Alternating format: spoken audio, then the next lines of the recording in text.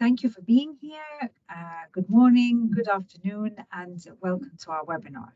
I'm Amy Rafat. I am a private sector specialist with IFC's Vitae program, employability program, Vitae, and I will be moderating this session today. So today we are going to talk about a timely topic, especially for South Africa, and that is the importance of collecting and using data.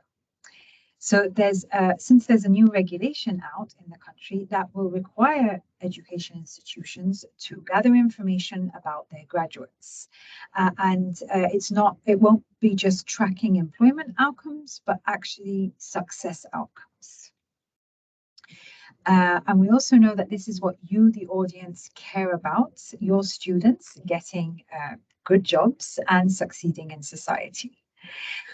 The question is, how should educators go about data collection and how to use that data to their benefit and the benefit of their students?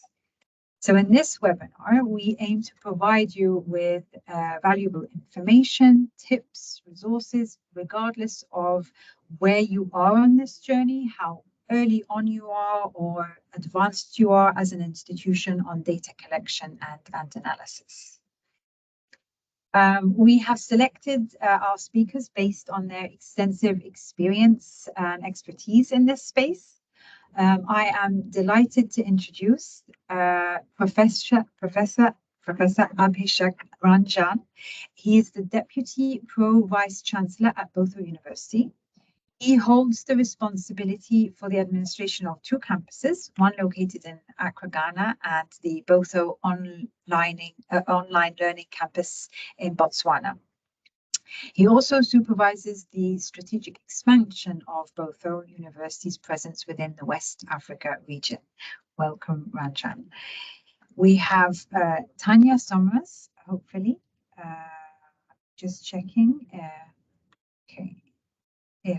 Not yet. I'll introduce her and hopefully she'll be joining.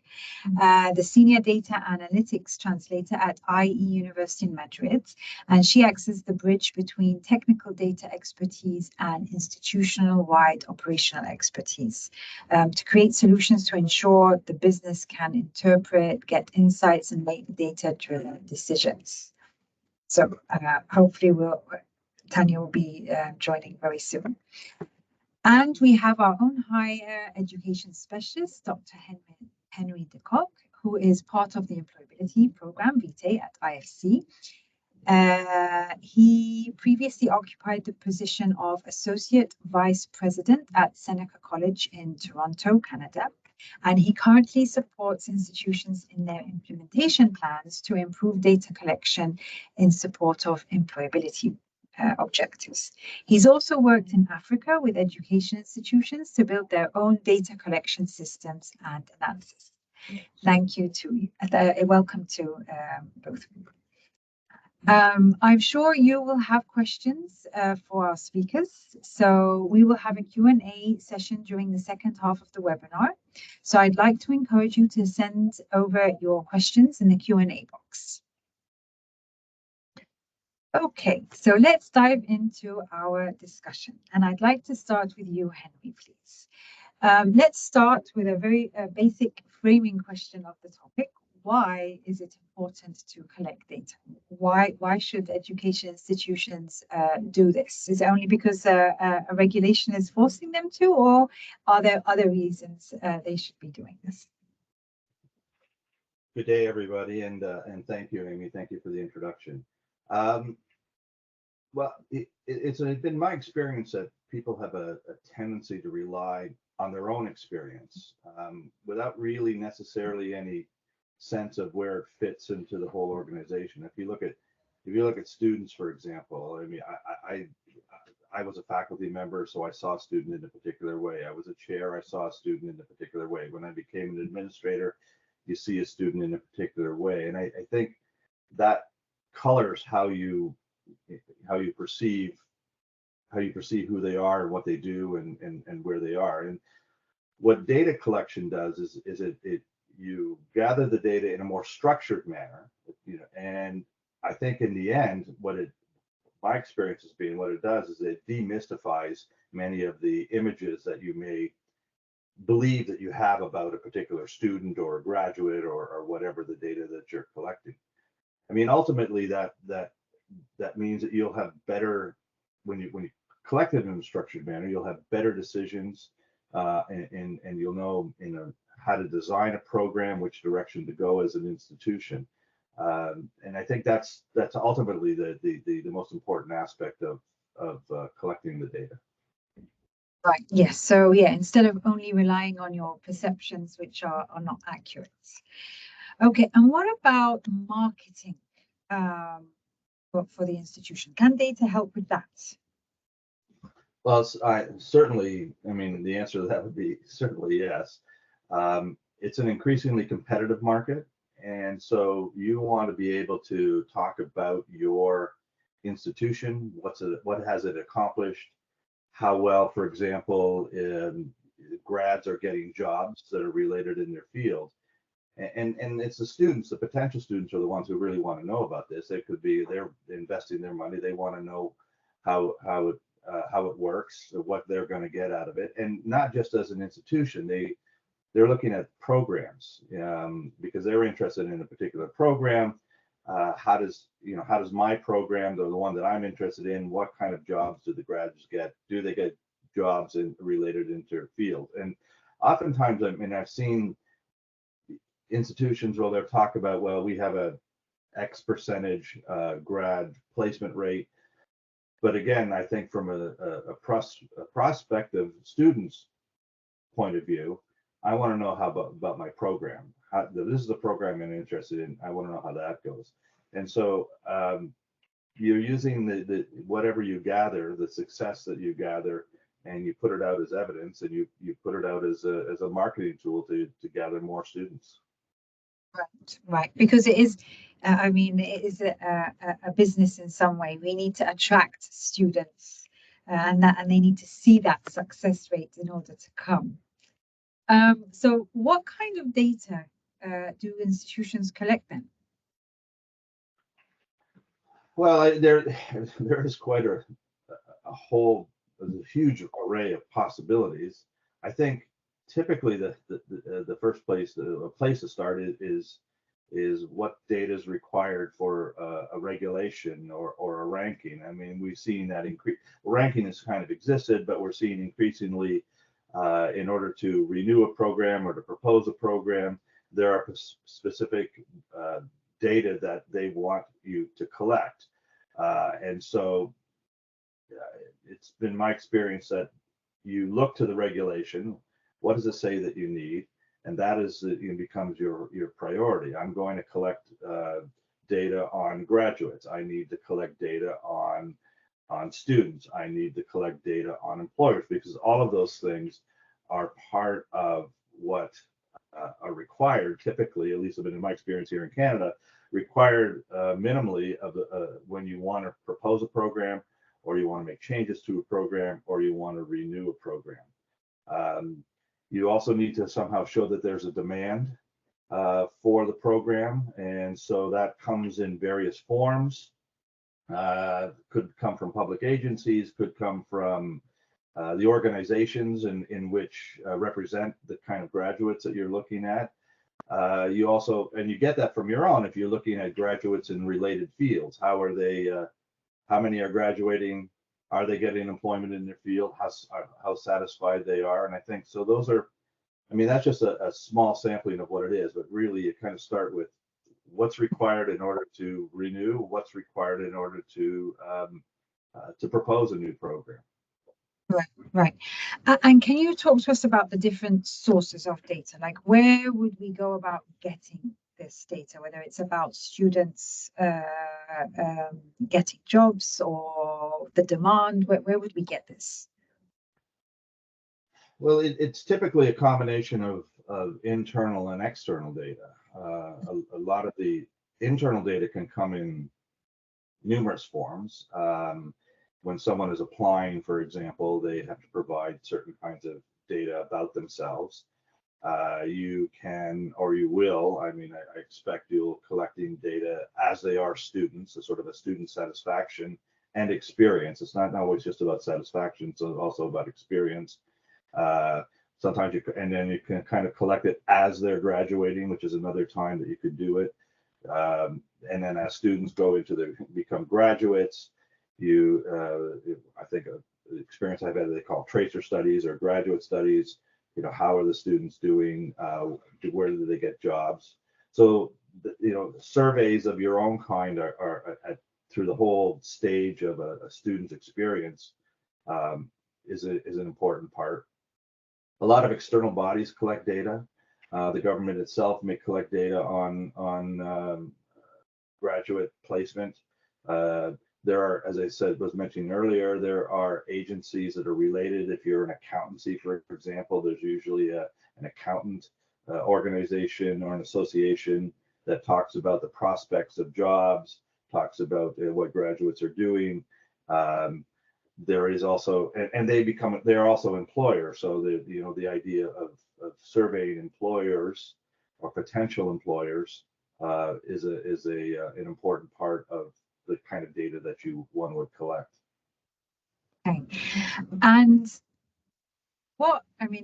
that's great. There's quite an array there.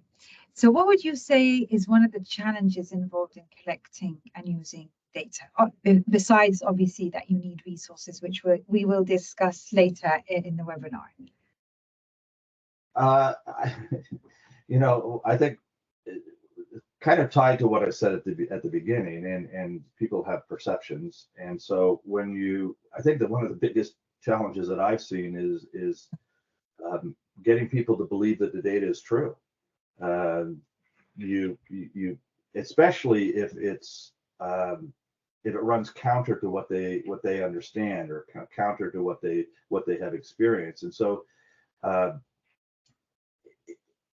that to me is I've been in situations, you present it, they say, oh, there's no way, my students have done this and that, and I think the best way, in my mind, the best way to go about it is consistency, is to be able to show that you've collected the data in a very systematic manner, and you're doing it on a regular basis and a consistent basis. And when that's done in a consistent way, then people have a hard time arguing with it.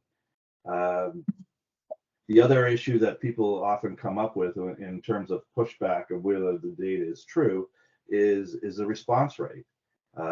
Oftentimes you hear, well, that's not a big enough response rate, you need more. And that's also a challenge, I think, from institutions, and that in order to get that response rate up, to get it in a consistent manner, in both ways, people then come to better believe and understand the data that you're going to collect. Thank you for Henry. That makes sense. Yeah, people don't want to believe what goes against what they already have as a perception.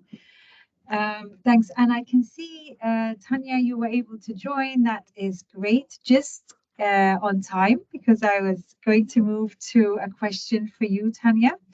I've already introduced you, and yeah, sorry about the technology glitches there. So let's look at how another institution, i.e. in Spain, represented by Tanya, looks at and uses data. So Tanya, could you tell us why you collect, first of all, why you collect data, and like, what do you see as the benefits? Okay, thank you, Amy. So basically, we need data for decision making, right? Like in the past, maybe it was a gut feeling or a perception that it was a good thing to do certain things. But if we want to be a data-driven company, basically we need to base our decisions on data. And that means understanding the profiles of our students, not only like when they are already studying, but like way before when they are just candidates or leads. Also because we want to understand the engagement of our alumni, understanding the trends of our industry. And with all this data, we can have like different kinds of projects, like predictive models to see if actually our candidates are going to get enrolled or not, or use this data for AI projects that we're already working on. from machine learning projects to AI tutors and things like that. Okay. So in line with what Henry was saying, like we don't just want to base our decisions on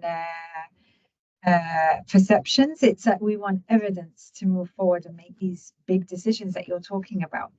And what data exactly do you collect? Everything, everything what we can, especially because it's not an easy task. It took us a while to get where we are right now. But what we try to do is to get every single data point from the entire journey from our students. So let's say from the application phase, where they're just basically looking at IE as an opportunity to study. So the commercial side, I would say, then on the academic side, understanding like, of course, their academic performance, if they're participating in classes, if they are attending extracurricular activities, what kind of jobs are they applying once they're getting close to graduation. And then once they become an alumni, in terms of which kind of companies are they working, are they actually progressing in their careers, have they moved to different countries or not. Especially because the profile of our students are from around 140 nationalities. So it's very important for us to understand where they are based once they graduate as well. Of course, okay, that's very helpful, that division of like different stages where you collect data. And how do you actually get that data at these different stages and then analyze it? So we have like different data sources, but the most important part is that we have a very strong and robust data architecture that regardless of our systems, we try to collect everything into that data lake, avoiding to have like silos in terms of data that not everyone has their own Excels, let's say. We try to have everything digitalized to facilitate like that data collection and all that. So I will say information from CRM, from our LMS, from our SIS, so from all these different systems, that's how we actually collect. And also it's very important that our end users understand the importance of the input of this data. Otherwise, like we will get the famous quote of trash in, trash out, where like it's really important that they are aware that we use that data for different kinds of analytics and projects. And so we facilitate them with that as well. So for example, if on our application, if one of our candidates has to share where they have studied, the field of that high school or university, it has a drop-down menu where it's already like tabulated in a way where they don't need to type it. And with that, we improve the data quality. But the main goal is to have all the data collected in one single place so we can have one source of truth. Okay, great. So all that data is basically information that you gather within the institution through your systems. Henry had mentioned that they, as a university, also look at market research. Do you use that as a source of data as well at IE? Yes, we use it more for, I would say, strategic purposes in terms of what kind of programs can we launch, what kind of like, what is the demand out there, what are like the students looking for. So just to keep, of course, our programs up to date. And also in combination, like the academic teams and the commercial teams work very, very closely to make sure that not only is like, I don't know, an academic perspective that it will be a good idea to launch a specific program, but also the commercial team saying it's something that I'm going to be able to sell, you know, because the demand is out there. So we use that data also for understanding how are the industry trends and what it's out there. That's the main reason that we use the market research for. Okay, great. And going back then to the institutional data that you gather, could you tell us a bit more about how you use that to make decisions? As this is the information that would already be available, or at least easy to a way to collect within an institution. Could you give us maybe some examples? Yes, we have. Well, first of all, we started with a lot of business intelligence reports. We have all kinds of reports.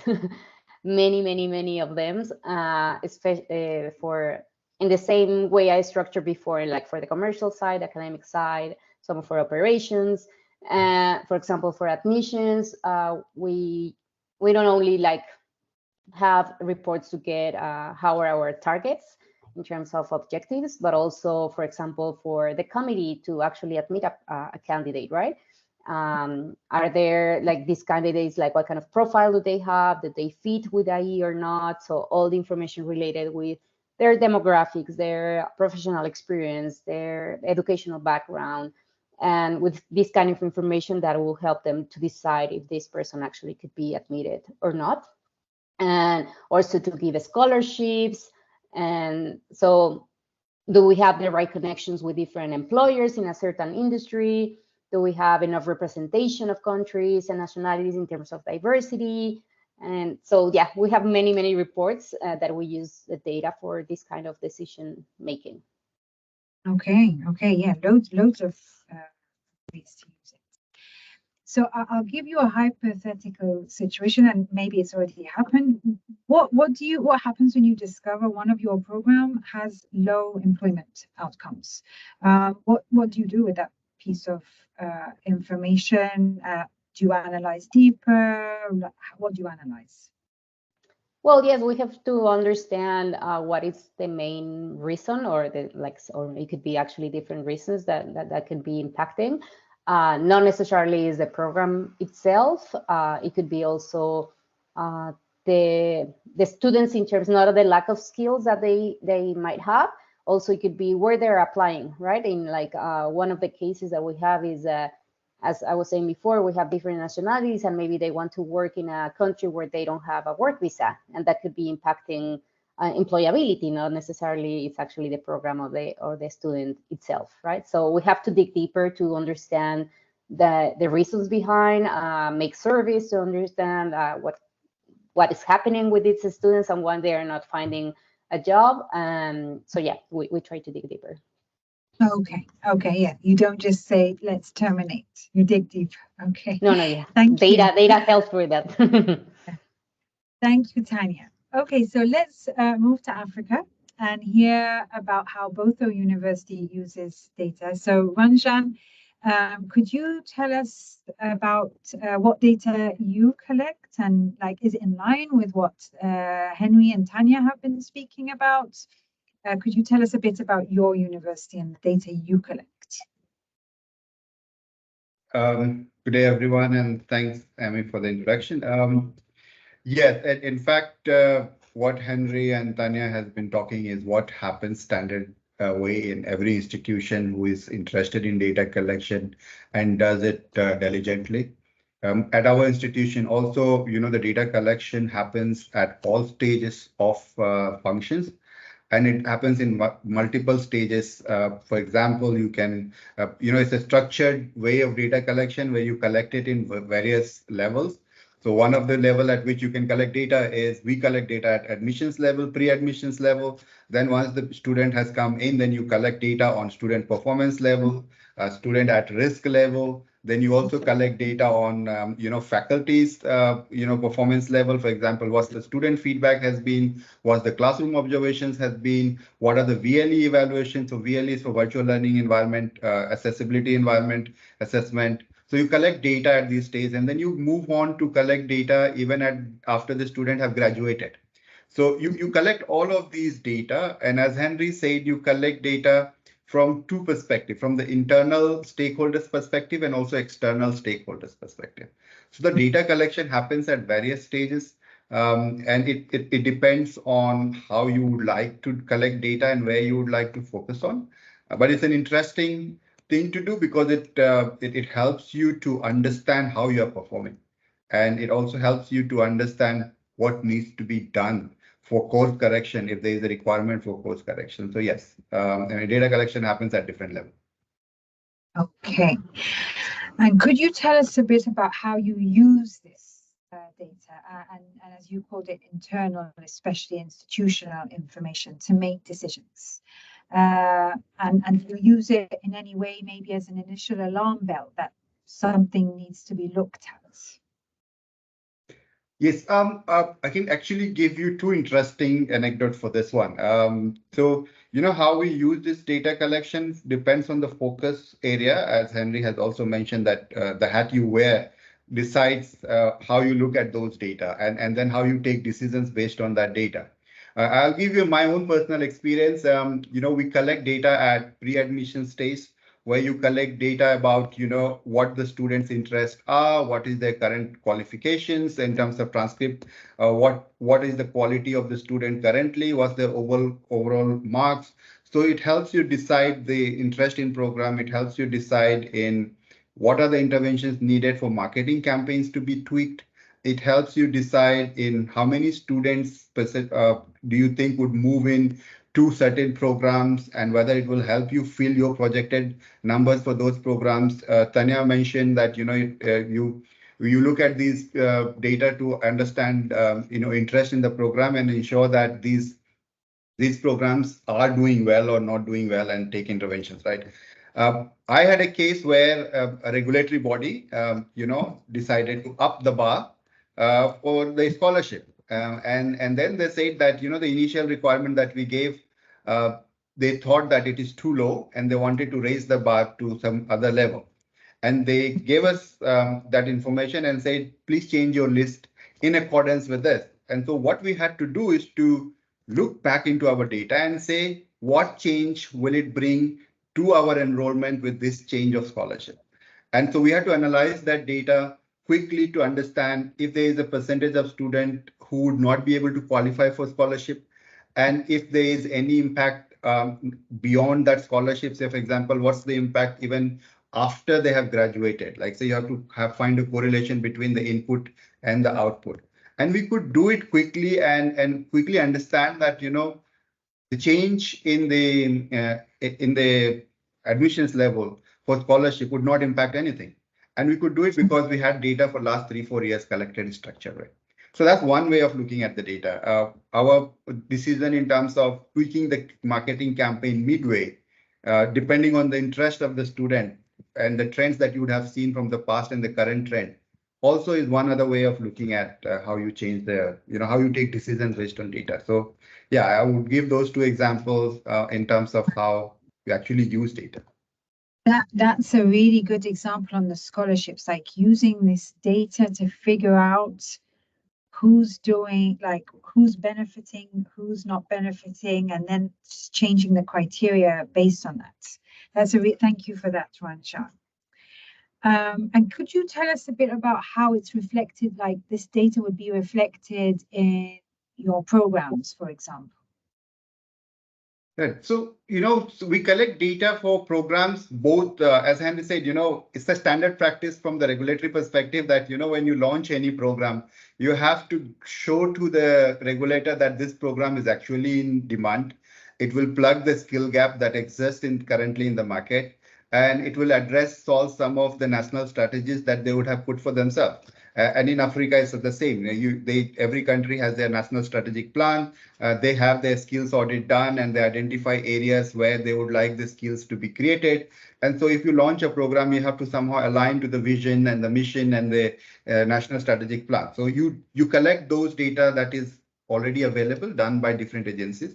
You then also collect data on your own for you know, going out to the employers, seeking their input in terms of what kind of graduate they would like to see, what skill set they would like to see in them. And then you collect data internally as well from the perspective of what has been the student interest in some programs. Have they been requesting for some programs in some area? What are those programs? Is there a program that we already have that addresses some of those? Can we revise our existing program to bring in those skill set, or do we need to launch a new program? So data collected both internally and externally, and the data that is available through the public agencies or other agencies that they would have done data collection for, helps decide on either to launch a new program or renew a new program or even tweak a new program or existing program. Okay, so many ways it can feed into like amending a program to make it better and even more in line with what the market needs. Okay. Let me go. So now let me switch to the cost of data collection now, because I know this is what many institutions worry about, and how they can be cost efficient doing this. So Henry, I'd like to come back to you on this one. What would your advice be for institutions that have limited resources to gather data and analyze it, but want to advance on this agenda? Well, I think there have probably been two kind of major areas that I've encountered. The first of which, and Tanya mentioned this a little bit, is I've seen in institutions, especially large ones, a tendency for individual departments, units to have their own. They collect their own data. They have their own people. They have their own databases. They have it tends to be separate. It's a very expensive way of going about doing it, because you obviously have to hire the expertise in those particular areas. Having a centralized unit, as Tanya talked about, I think makes a lot more sense. It obviously saves in terms of cost, but it also, the main part about it is that it creates a consistency. I think I've talked about that. You take the consistency in terms of how it gets collected, when it gets collected.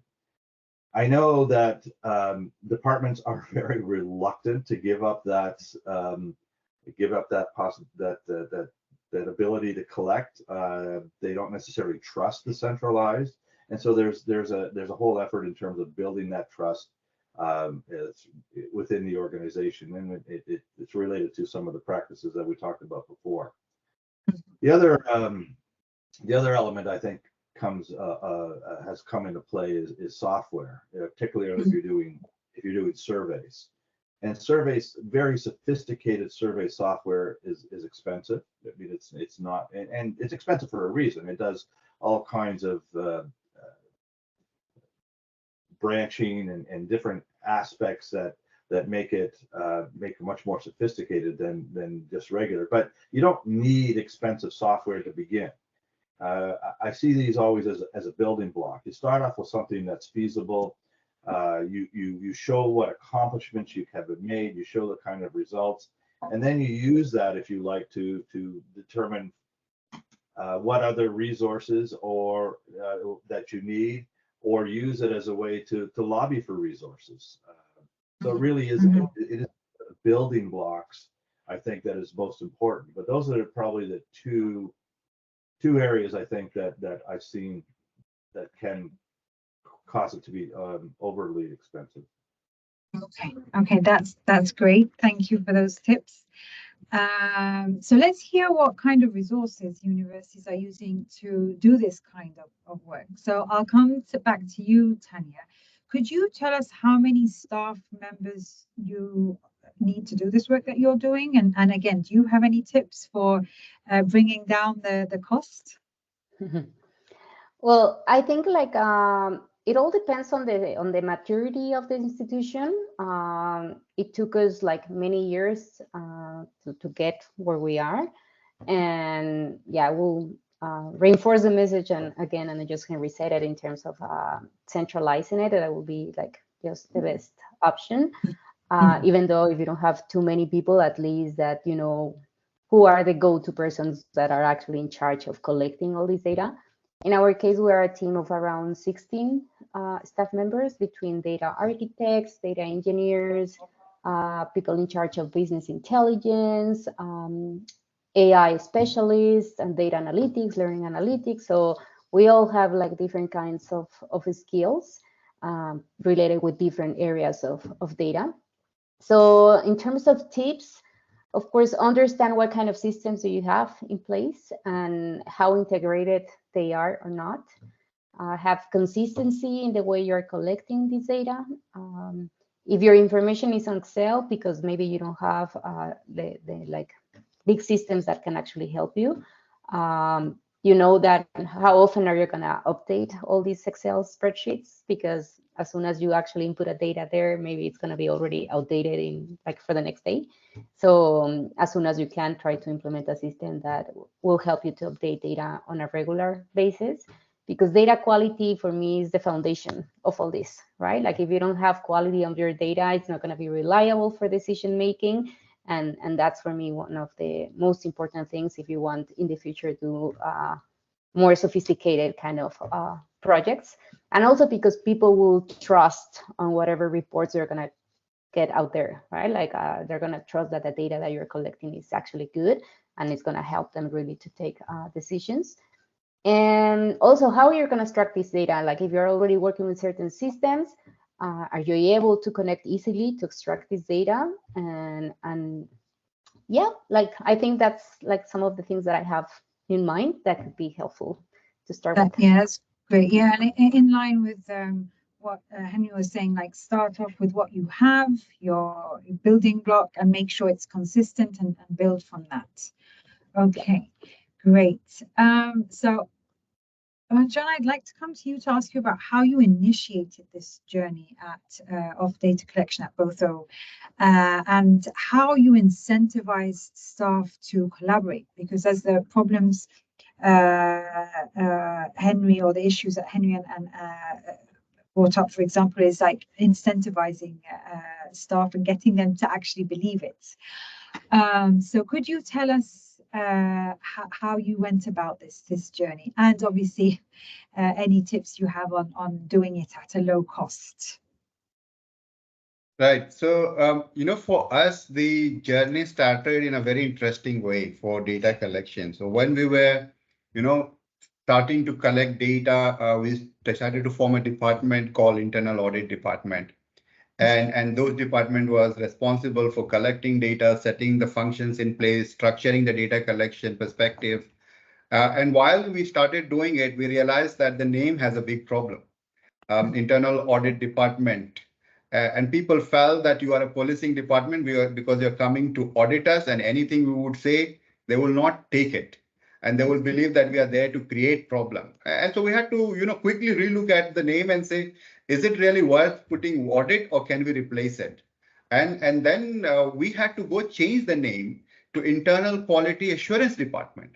And audit was removed, primarily to tell people that, look, this is not to come and police you, but rather help you make decisions that in a long run is going to benefit you, your department, and smoothen your processes and procedures, right? And it will help you make informed decisions. So that's how we started. And it is important to do that because in an institution, you need to develop an institutional culture. And in that institutional culture, you need to bring in the ownership of what you do.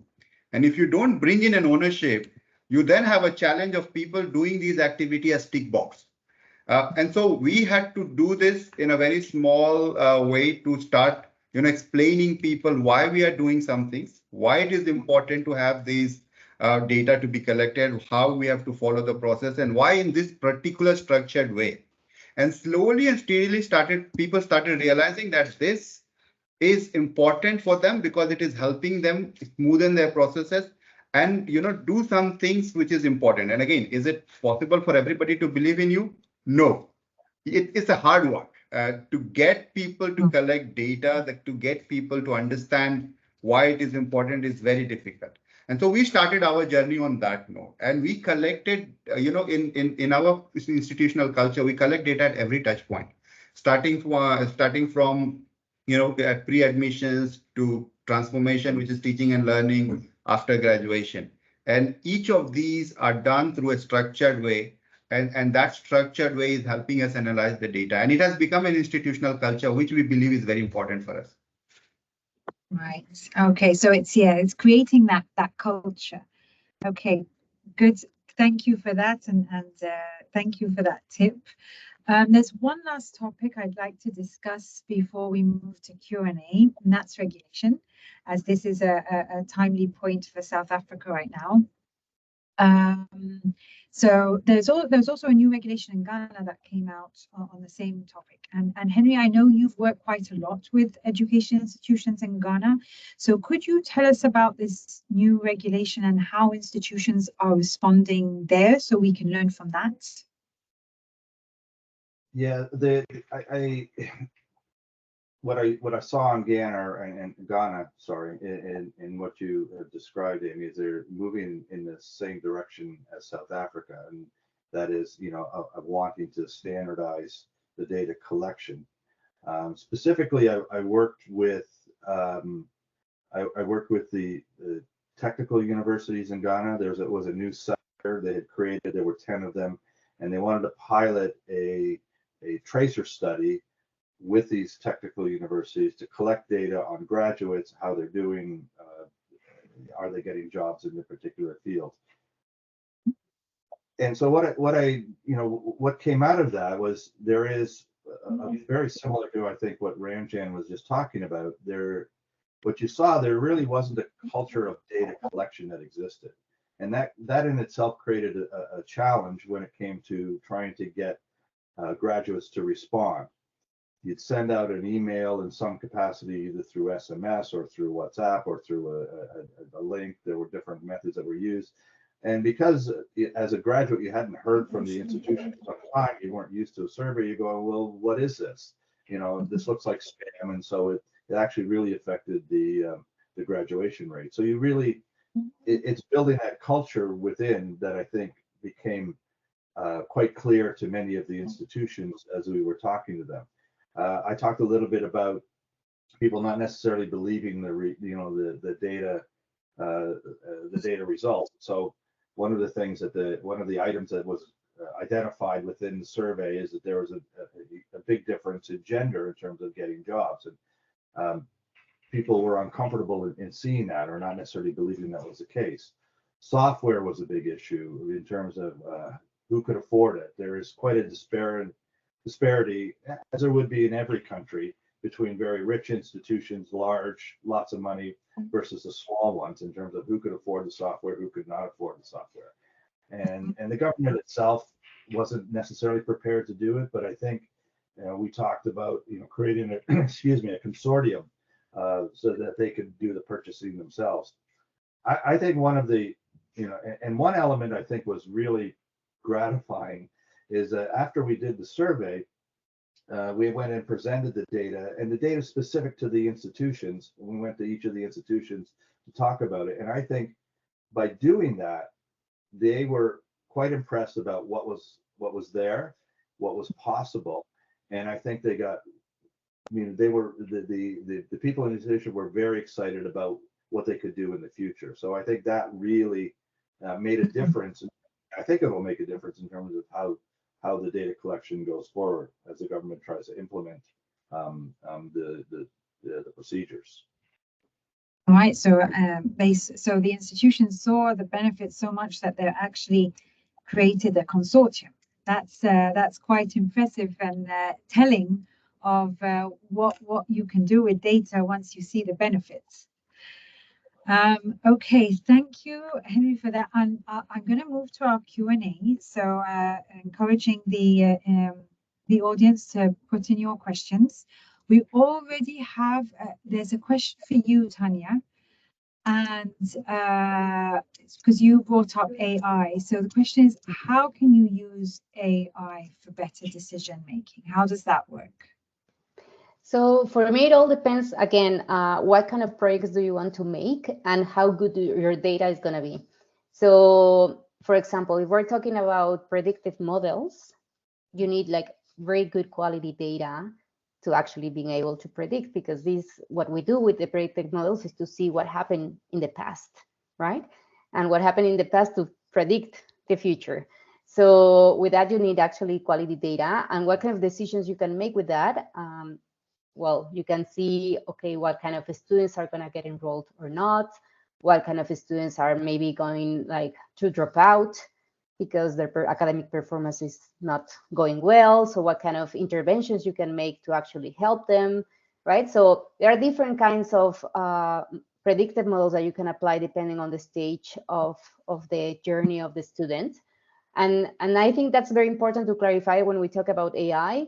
We shouldn't be talking only about generative AI, right? Like that's what everyone is talking right now. Yeah.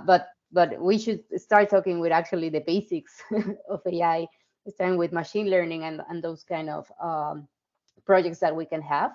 And then in terms of generative AI, there are many things that can help you, right? Like from just do things like faster, like for staff members, but also for faculty members. You know, like I'm a professor as well, and I'm teaching new courses that now I'm asking for help in terms of my syllabus. Like, well, you know, give me some ideas of how I can actually what would be interesting to create a new syllabus and what for my new courses, or yeah, so for content generation, for image generation, so that kind of instead of like thinking so much or wasting a lot of time doing research and research and research, maybe it can help you to speed up a little bit the process. Always for me, it's like a partner, you know, like AI is a partner. Like you will not rely like all the trust to whatever they give you. Like you always have to have your critical thinking to say, okay, that output that AI is giving you is good enough or not. But I think it's for me, it's a partner. It's not something that we have to be afraid of. It's just how we can actually we can integrate it into our different activities to help us to speed up a little bit the process. Right. Yeah, and that differentiation between generative AI and AI is very helpful. And going back to the non-generative AI, you were saying that it could be used to help students using predictive models, like figuring out where they're at risk. Could you give an example of that? Because I think that's really interesting for the audience. No, I will say more in terms of the institution, like how it's helping the universities, right? Yes. To support students in terms like, I don't know, if you have students that are like, it's clearly that they are not performing well academically. So what you're going to do as an institution to support them and see what's going on in order to help them to improve their performance, for example, right? Or on the commercial side, like there are universities that they can get like lots of potential candidates or leads, but not everyone will be a fit maybe for that institution, right? So how you can, with these models, identify scorings that will help you to know, or like, is this a good fit for this university or not? And then are they actually showing enough interest with the actions that they are taking, so we can predict that they are going to end up enrolling or not, right? So those kind of examples of things that actually can help institutions in that kind of decision making for either candidates at the beginning of the funnel or for actually students that are already studying in the universities. Okay, thank you for that, Tanya. I have a question here for Ranjan. Are there any regulations governing what data you need to collect? So obviously you work in different countries, and how are they affecting you? You're on mute, by the way. Yes, so every country, have their own regulations, but there are standard data that everybody expects you to collect. Like traditionally now, now we have started seeing regulators enforcing institution to collect treasure studies data, which was always there as one of the requirement as part of the standard, but it was not enforced.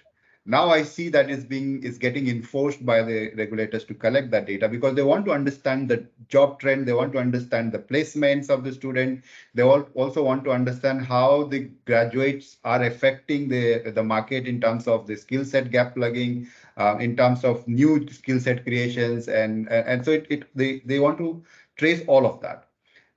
Internally also, they want you to collect a lot of data on teaching and learning quality.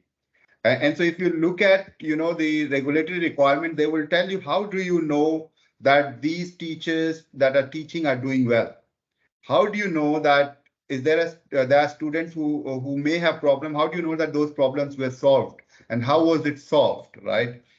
So there are stakeholders data that they want to know. There are admissions data they want to know because they want to know that what kind of input are you getting? Are you meeting the requirement that you have set for yourself for admissions criteria? So they want you to collect that data. Then they also want you to collect data about student performance and how they have been performing for them to be able to know, is there any student at risk? And if there are students at risk, they would like to know what interventions have you done to help them come out of that risk stage. So the data collection from the regulatory perspective are required at multiple level.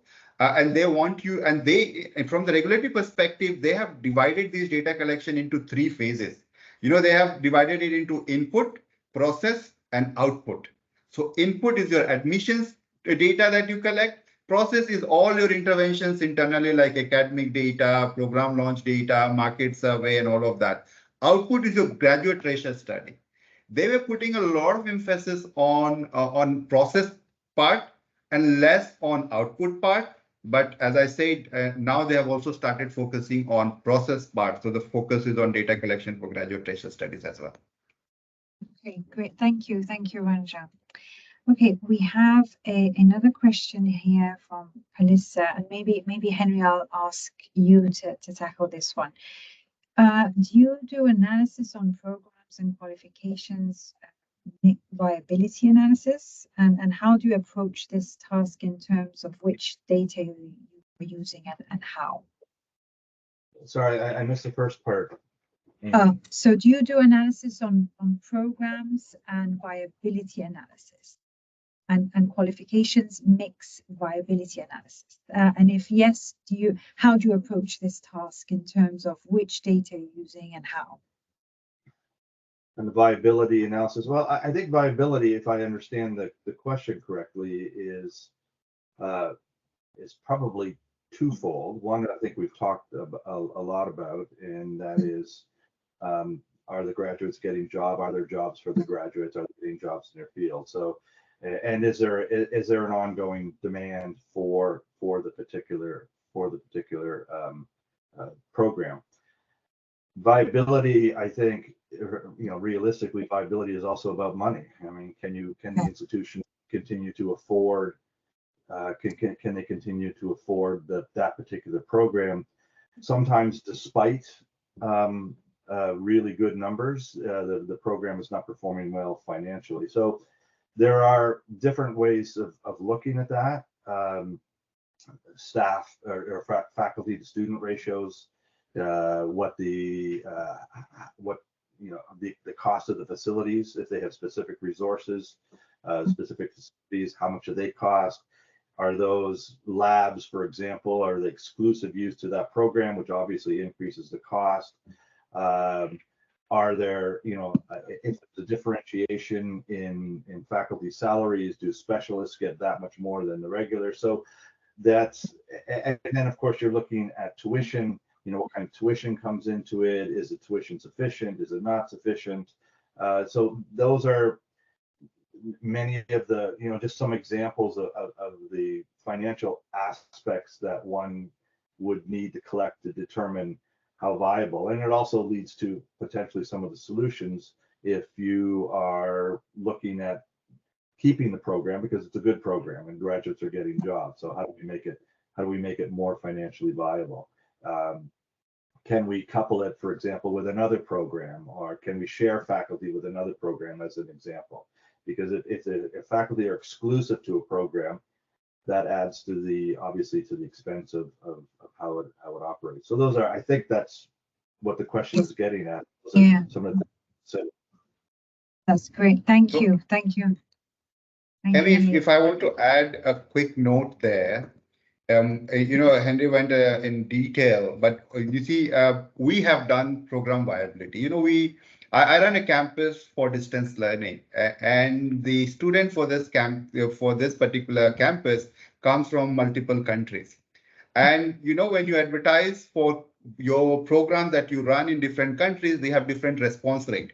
Sometimes you get a student enrollment of 2 students or 3 students in a particular program.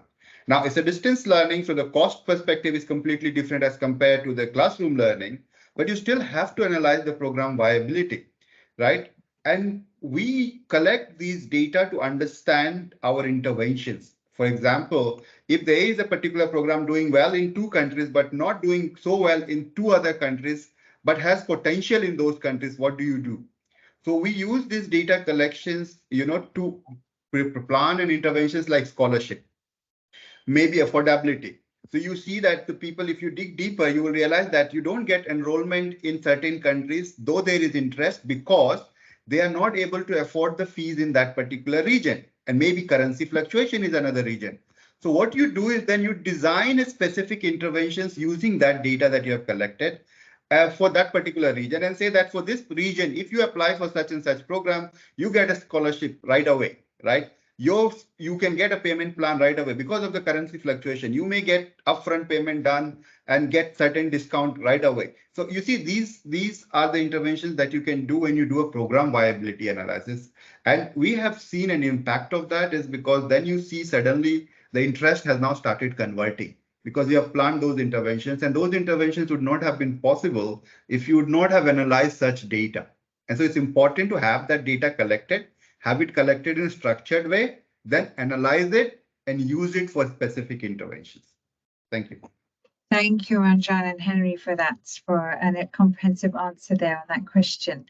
And then there's another question here that I think I'll direct at you, Tanya, which is about using data from different sources. So the question is, what are some of the challenges and opportunities associated with integrating data from sources such as student information systems, learning management systems, academic advising platforms, to gain insights into the success of the programs?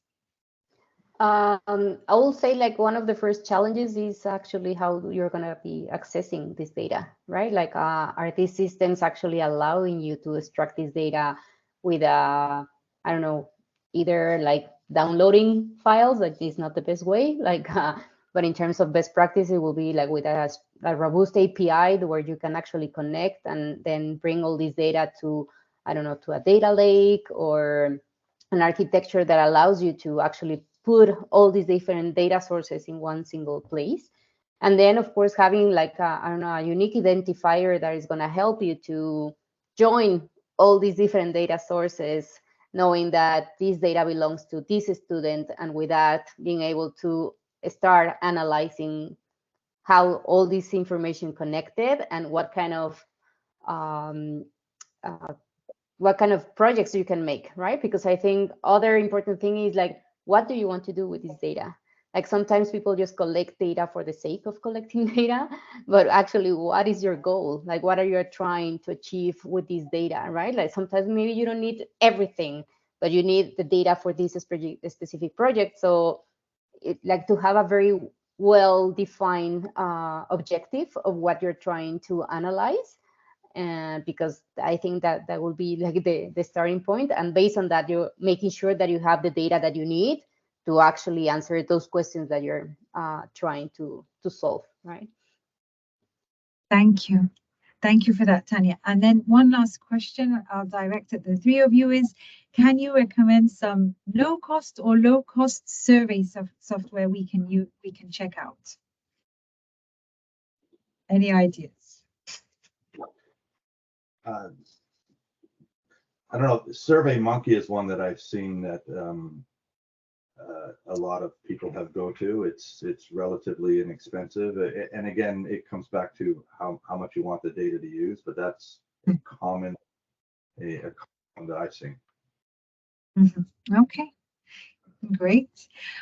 Well, actually, so we've come to the end of our time together, so we're going to have to wrap it up. I want to thank our speakers, Tanya, Ranjan, and Henry. Thank you so much for taking the time, and thank you everyone in the audience for joining. I hope you now have some good ideas on how to take forward data collection and data analysis. If you'd like more resources on the topic of employability in general, please visit our website, IFC Vitae, which is included in all the emails we send out. And we will be looking forward to seeing you in our next webinar on gender in June. So thank you, everyone, and goodbye for now.